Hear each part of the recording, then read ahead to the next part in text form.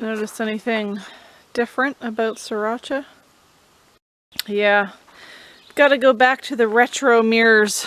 As much as I like these ones here, the other one, as you may know from previous videos, the other one, I'm guessing it's like the bolt inside of here was stripped and it just would not tighten on the scooter. I did try to silicone it on here. I took it to work today, and just from the force of the wind, I'm assuming pushing against this, it totally broke free. So I did remove it and finally found these old ones. Not a fan of them. I don't like the look of them, but I'm gonna have to use them because I can't very well drive around with odd mirrors. I mean, maybe I can, but you know. I mean, I am driving around with a garbage bag around my seat because where it's punctured and I put duct tape here, or black Gorilla tape, I guess. The tape slides a little and then you get like a sticky residue from the tape on your pants and it doesn't come off easily, so. Poor Sriracha, you've been through hell and back. At some point I probably will look into getting another two-wheeled machine, but right now it's just not in the budget, so what can I say? She's a gas saver. And the pollen right now. The pollen is terrible. Look at that. Yeah, even up on the solar panel, I'm gonna have to get up there someday and just give it a little mop down. Some days there's quite the film of pollen on there, and I don't know how much sun is getting through it, but somehow it still is. Even after all that rain we had last night, pouring down rain, still there's pollen up on that solar panel. Speaking of pollen, after all the rain we had last night, I decided to come check, see how much water's in the barrel. I'm not sure if you're going to be able to see, but I took a peek inside and there is a layer of yellow pollen on top. So, not sure I'm going to be using rainwater for the next little while because all the pollen is just pouring down off of the roof and into the rainwater. So I might just truck some water in when I need some next. Whew, man, these mirrors are dirty. They were stored a little too long. In the meantime, gonna have to put the old retro mirrors back on here. These are better mirrors. They sit up higher and they're easier to adjust. They really do. They're more functional. However, I don't care for the look of them. It looks very, I don't know, robotic to me or something. Just vintage. I don't know. Yeah, I did like the look of these black ones a little bit better, but those really are the better mirrors, so. I guess, Sriracha, going back to your original look.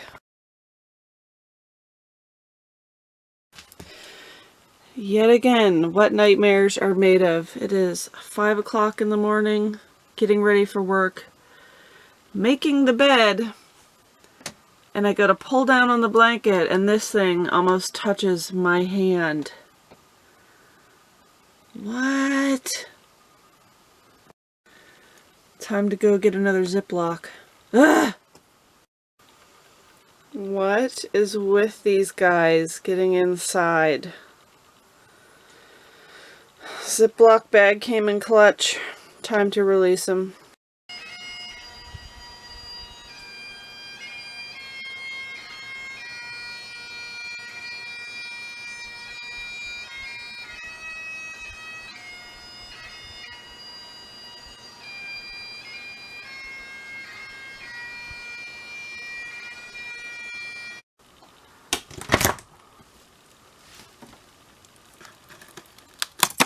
Oh.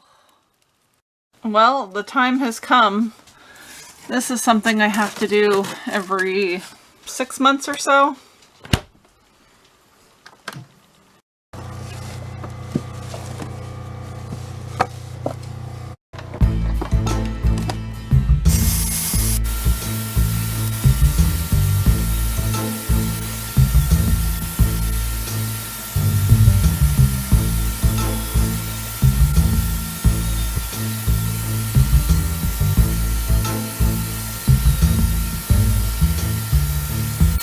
Almost there. This is all done. The part that's taking the longest is this underneath. This is still kind of a layer of ice here. So I'm trying to get the hairdryer up under there. Yeah, in the 5 years that I've lived here, this is the quickest way to do it. Just turn your fridge off, get the hairdryer to it. It might take 15 or 20 minutes, but then you can get your stuff back up in here and turn the fridge back on, and it should cool down in no time. There we go. It's all defrosted, all melted off, all dried out. So turn that sucker back on.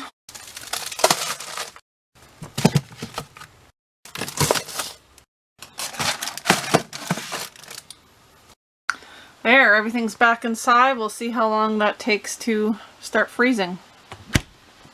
Another thing I've been noticing is that this isn't changing.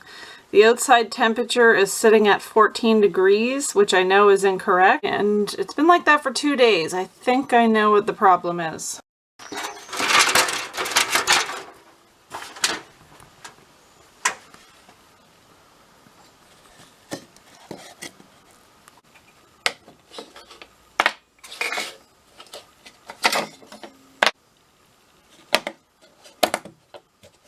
Okay, well, it is flashing every now and again, so give it a little time, see if changing those new batteries helps the situation. Alright, well, I just wasted time changing the batteries in that thing outside, and I'm realizing now that it's this that needs the batteries changed because there's hardly any light anymore.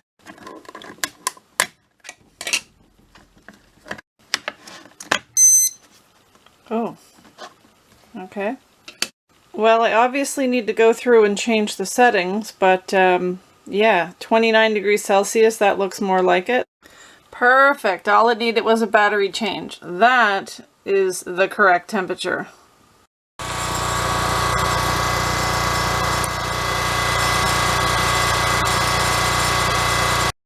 So the generator's making kind of like a clinky sound.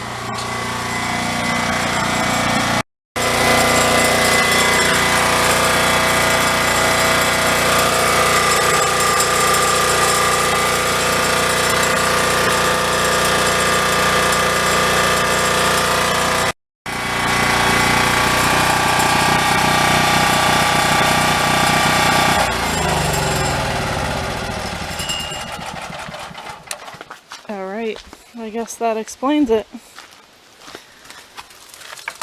I never use this pull cord.